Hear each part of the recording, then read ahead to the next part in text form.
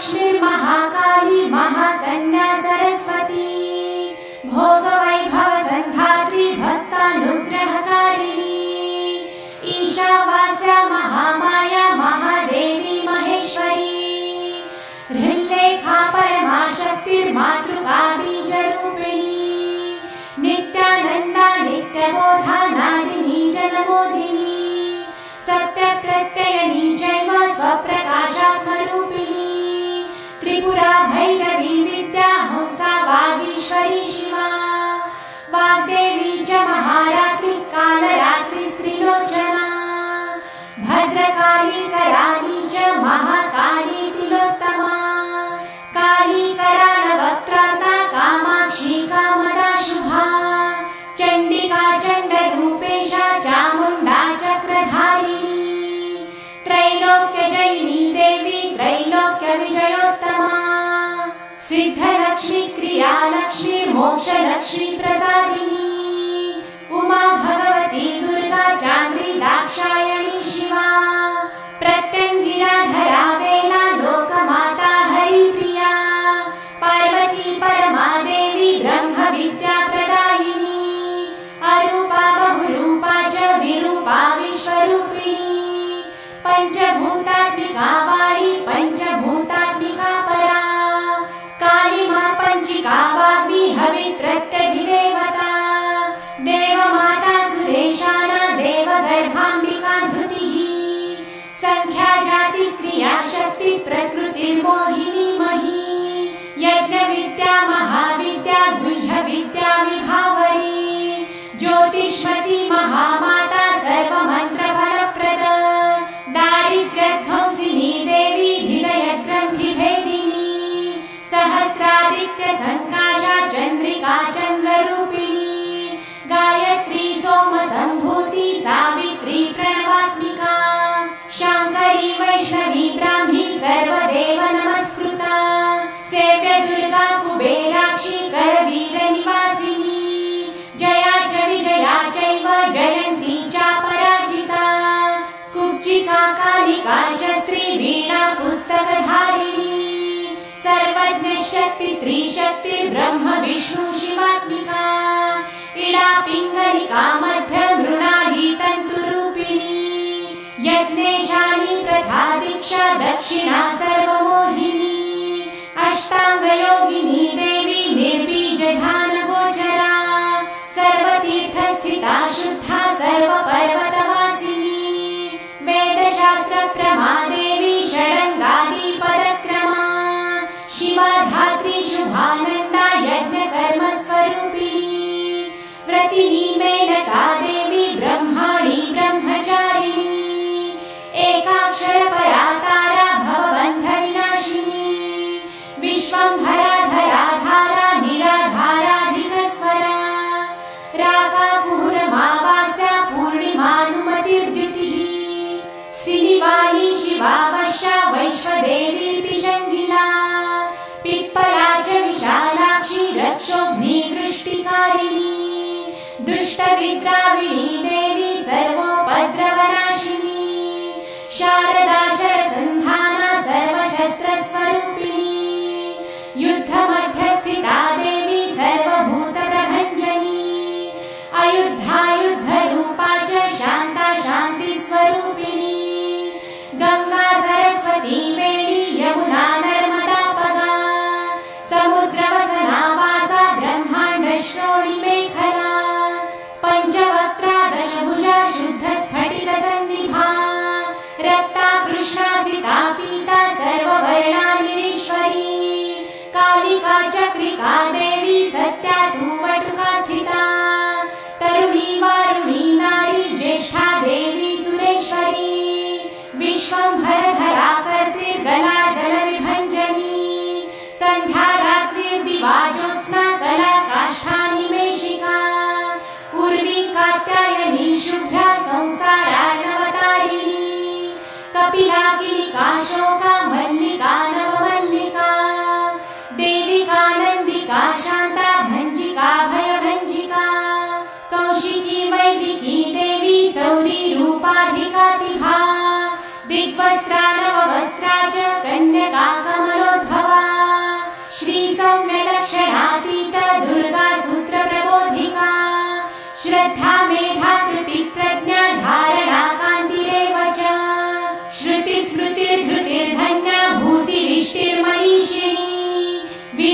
त्रिव्यापिनी माया सर्वमाया प्रभञ्जनी माहेन्द्री मन्त्रिणी सिंही चेन्द्रजालस्वरूपिणी अवस्थात्रय निर्मुक्ता गुणत्रय विवर्जिता ईशनात्रय निर्मुक्ता सर्वरोग विवर्जिता योगिध्यानान्तगम्या च योगधानपरायणा त्रयी शिखा विशेषज्ञा वेदान्तज्ञानरूपिणी भारती कमला भाषा पद्मा पद्मवती कृतिः गौतमी गोमती गौरी ईशानाहं सवाहिनी नारायणी प्रभाधारा जाह्नवी शङ्करात्मजा चित्रघण्टा सुनन्दा श्रीर्मानवी मनुसम्भवा स्तम्भिनी क्षोभिणी मारी भ्रामिणी शत्रुमारिणी मोहिनी द्वेषिणी वीरा अघोरा रुद्ररूपिणी रुद्रैकादशिनी पुण्या कल्याणी लाभकारिणी देवदुर्गा महादुर्गा स्वप्नदुर्गाष्टभैरवी सूर्यचन्द्राग्निरूपा च ग्रहनक्षत्ररूपिणी बिन्दुनादकलातीता बिन्दुनादकलात्मिका दशवायुजयाकारा कला षोडश संयुता काश्यपी कमला देवी नादचक्रनिवासिनी मृडाधारा स्थिरा गुह्या देविका चक्ररूपिणी अविद्या शार्वरी भुञ्जा जम्भासुरनिबर्हिणी श्रीकाया श्रीकला शुभ्रा कर्म निर्मूलकारिणी आदिलक्ष्मीर्गुणाधारा पञ्चब्रह्मात्मिका परा श्रुतिर्ब्रह्ममुखा वासा सर्वसम्पत्तिरूपिणी मृतसञ्जीविनी मैत्री कामिनी कामवर्जिता निर्वाणमार्गदा देवी हंसिनी काशिका क्षमा सपर्या गुणिनी भिन्ना निर्गुणा खण्डिता शुभा स्वामिनी वेदिनी शक्या शाम्भरी चक्रधारिणी दण्डिनी मुण्डिनी व्याघ्री शिखिनी सोमसंहतिः चिन्तामणिश्चिदानन्दा पञ्चबाणाग्रबोधिनी बाणश्रेणी सहस्राक्षी सहस्रभुजपादुका सन्ध्यावली स्त्रिसन्ध्याख्या ब्रह्माण्डमणिभूषणा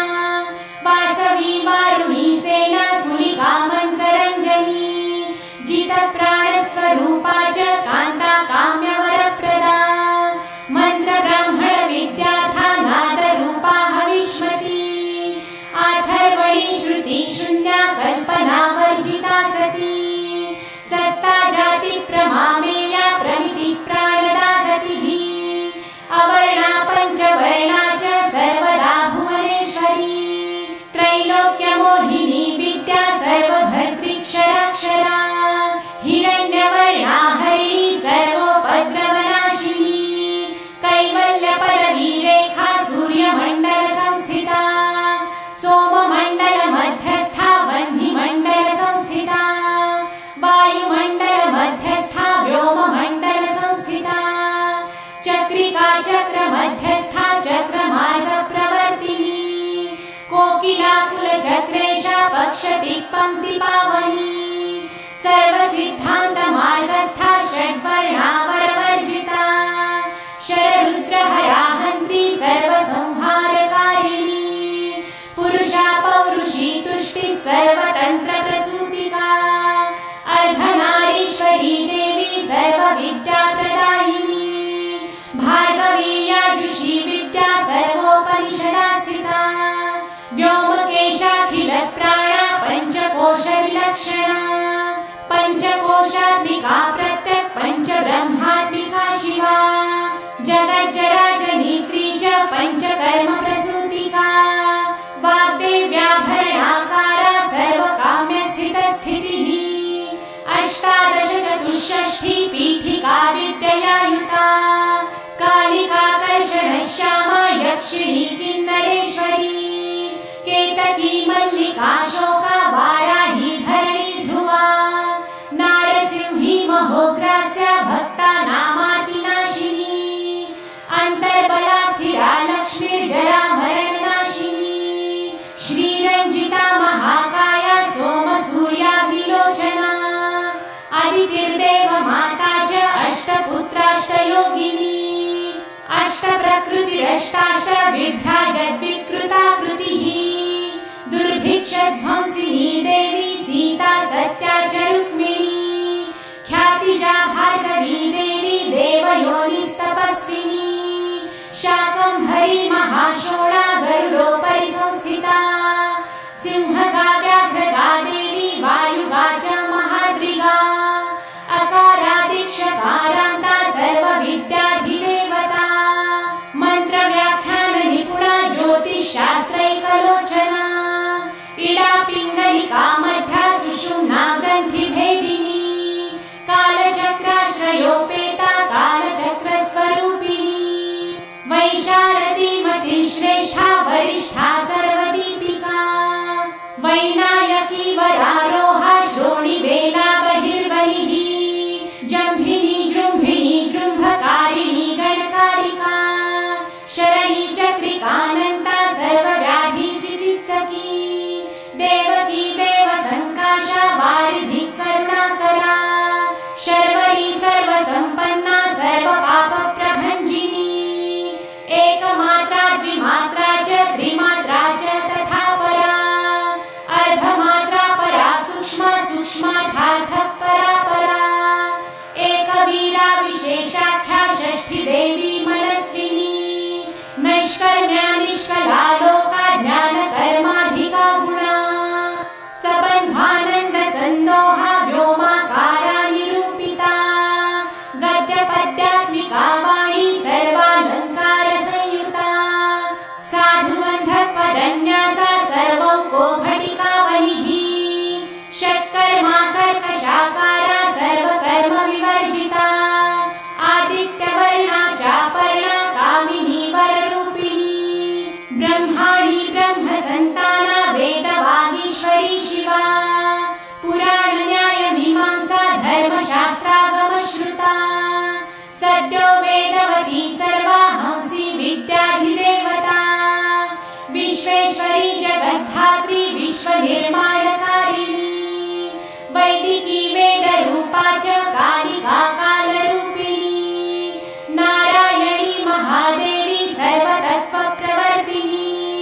हिरण्यवर्णरूपा च हिरण्यपदसम्भवा कैवल्यपदवी पुण्या कैवल्यज्ञानलक्षिता ब्रह्मसम्पत्तिरूपा च ब्रह्मसम्पत्तिकारिणी वारुणी वारुणाराध्या सर्वकर्मप्रवर्तिनी एकाक्षरपरायुक्ता सर्वदारिद्र्यभञ्जिनी पाशाङ्कुशान्विता दिव्या वीणा व्याख्याक्षसूत्रभृत् एकमूर्तिस्त्रयी मूर्तिर्मधुकैटभभञ्जिनी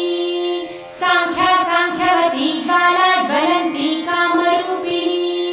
जागृती सर्वसम्पत्ति सुषुप्तान्वेष्टदायिनी कपालिनी महादंष्ट्रा भ्रुकुटी कुटिलानना सर्वावासा सुवासा च बृहत् सृष्टिश्च शक्वरी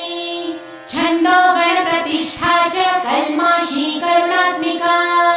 चक्षुष्मती महाघोषा खड्गचर्मधरा शनिः शिल्पवैचित्र्यविद्योता सर्वतो भद्रवासिनी अचिन्त्यलक्षणाकारा सूत्रभाषनिबन्धना सर्ववेदार्थसम्पत्ति सर्वशास्त्रार्थमातृका अकारादिक्षकारान्त सर्ववर्णकृतस्थला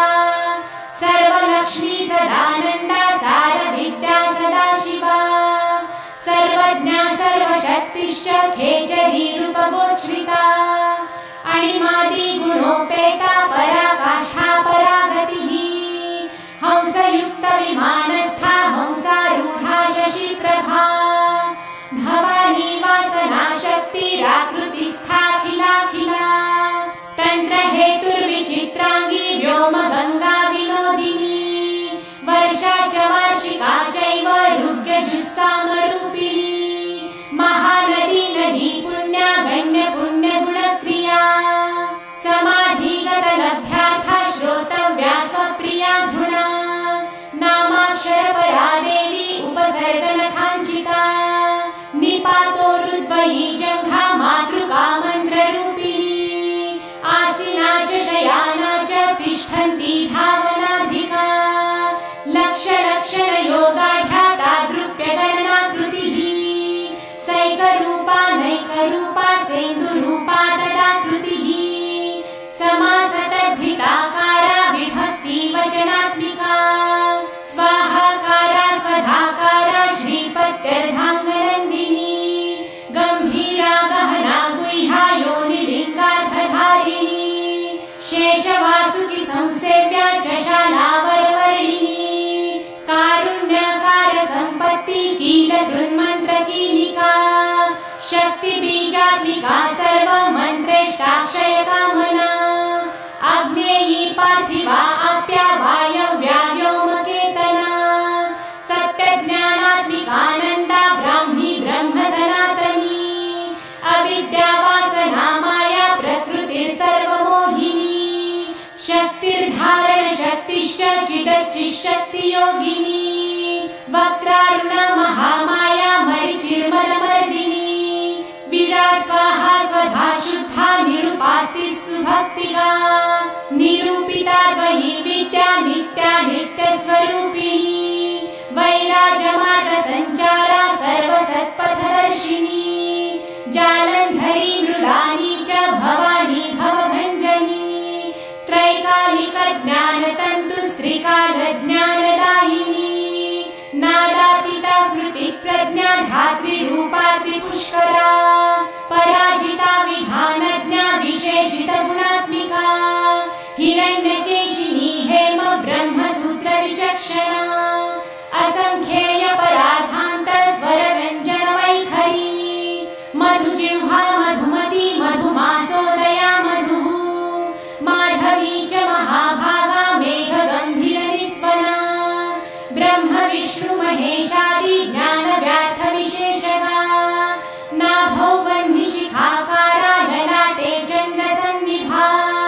भ्रूमध्ये भास्कराकारा सर्वताराकृतिर्हृदि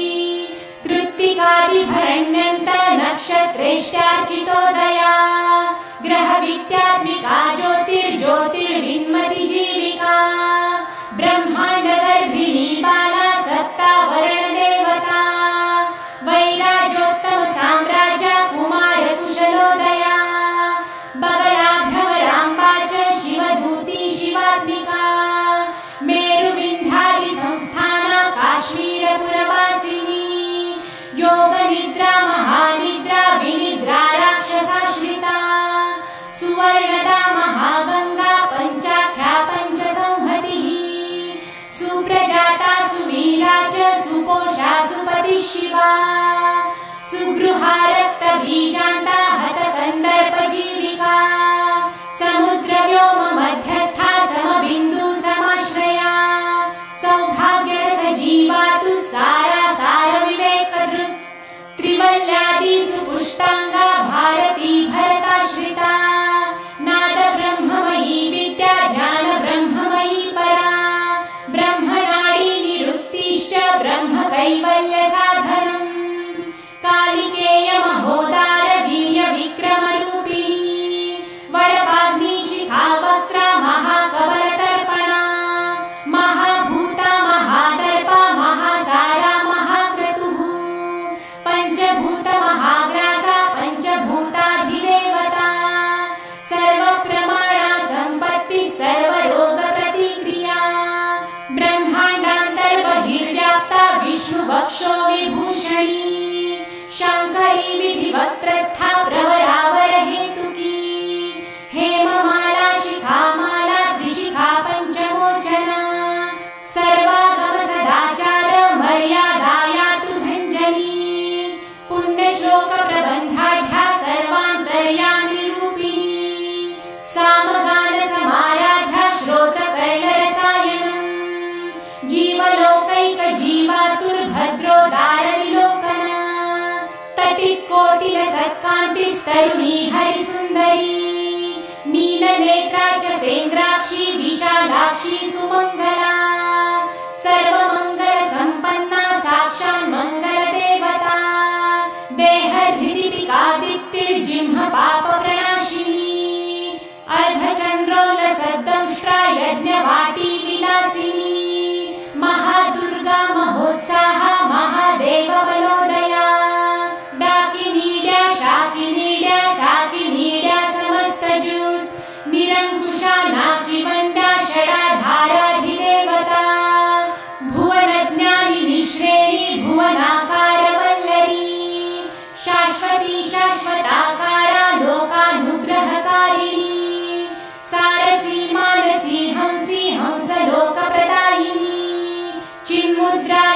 दीप्तकरा कोटिसूर्यसमप्रभा सुखप्राणी शिरोरेखा सददृष्टप्रदायिनी सर्वसाङ्कर्यदोषग्निग्रहोपद्रवनाशिनी शूद्रजन्तुभयग्नि च विषरोगादिभञ्जनी सदा शान्ता सदा शुद्धा बृहच्छिद्रनिवारिणी कलिदोषप्रशमनी कोलाहलपुरस्थिता गौरी लाक्षणकी मुख्या जघन्याकृतिवर्जिता माया विद्या मूलभूता वासवी विष्णुचेतन वादिनी वसुरूपा च वसुरत्नपरिच्छदा छान्दसी चन्द्रधिरया मन्त्रस्वच्छन्द भैरवी वनमाला वैजयन्ती पञ्चदिव्यायुधात्मिका पीताम्बरमयी चञ्चत्कौस्तुभा हरिकामिनी नित्या तथ्या रमा रामा रमणी मृत्युभञ्जनी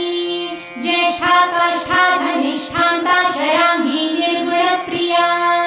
मैत्रेया मित्रविन्दा च शेषकलाशया वाराणसी वासरताचार्या वर्तजनस्तुता जगदुत्पत्तिसंस्थान संहारत्रयकारणम् त्वमम्ब विष्णु सर्वस्वं नमस्तेऽस्तु महेश्वरी नमस्ते सर्वलोकानां जनन्यै पुण्यमूर्तये सिद्धलक्ष्मीर्महाकाली महालक्ष्मी नमोऽस्तुते सद्यो जातादि पञ्चाग्निरूपा पञ्चमपञ्चकम् यन्त्रलक्ष्मीर्भवत्यादिराद्याद्येते नमो नमः सृष्ट्यादिकारणाकार विगते दोषवर्जिते जगल्लक्ष्मीर्जगन्मातर्विष्णुपत्नी नमोऽस्तुते नवकोटि महाशक्ति समुपास्य पदाम्बुजे कनत्सौवर्णरत्नाढ्ये सर्वाभरणभूषिते अनन्तानित्यमहिषी प्रपञ्चेश्वरनायकी अत्युच्छ्रितपदान्तस्थे परमव्योमनायकी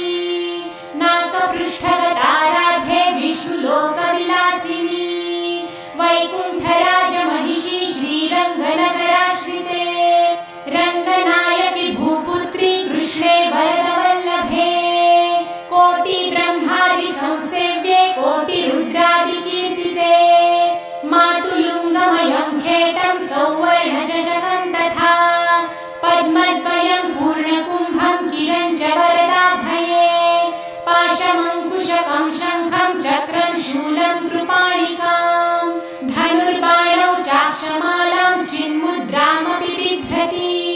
अष्टादशभुजे लक्ष्मीर्महाष्टादशपीठगे भूमिनीलादिसंसेव्ये स्वामि चित्तानुवर्तिनी पद्मे पद्मालये पद्मपूर्णकुम्भाभिषेचिते इन्दिरा इन्दिराभाक्षी क्षीरसागरकन्यके भार्गवी त्वं स्वतन्त्रेच्छा वशीकृतजगत्पतिः मङ्गलं मङ्गलानां त्वं देवतानां च देवता त्वमुत्तमोत्तमानां च त्वं श्रेयः परमामृतम् धनधान्याभिवृद्धिश्च सार्वभौमसुखोच्छया आन्दोलिकादिसौभाग्यं मत्ते भाति महोदयः पुत्रपौत्राभिवृद्धिश्च विद्याभोगबलादिकम् आयुरारोग्यसम्पत्तिर्दृष्टैश्वर्यं त्वमेव हि परमेव विभूतिश्च सूक्ष्मा सूक्ष्मतरा गतिः सदयापाङ्गसन्तत्त ब्रह्मेन्द्रादिपदस्थितिः अव्याहतमहाभाग्यं त्वमेवाक्षोभ्यविक्रम